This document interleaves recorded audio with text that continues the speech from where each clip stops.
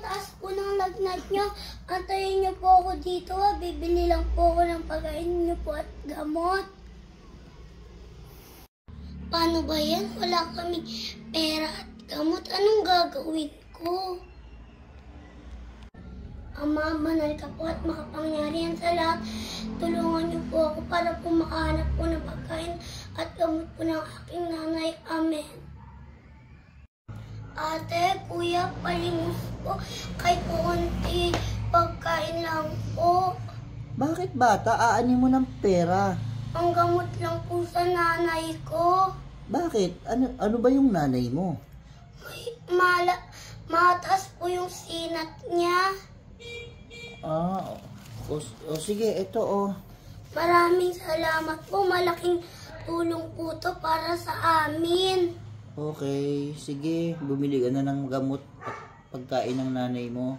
Sige po. Salamat po, Ama. May pambili na po akong gamot at pagkain po ng nanay ko. Ito na, gamot at pansit para sa nanay ko.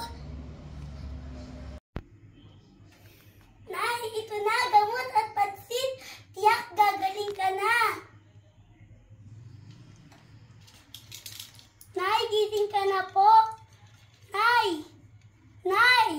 Gising ka na po. Ito po, pansit at gamot, oh. Nay, gising ka na. Nay, gising ka na. Nay! Nay! Nay! Patay na ang nanay ko. Nay, ba't mo po ako iniwan? Nay, ba't mo ako iniwan? Nay!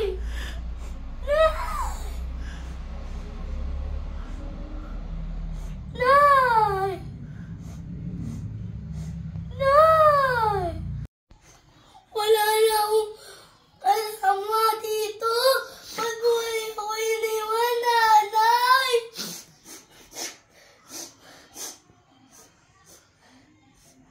Mahal na mahal po kita. Ayun nga lang pong dalawa na nandito. Iniwan niyo pa po ako. Anong gagawin ko nito?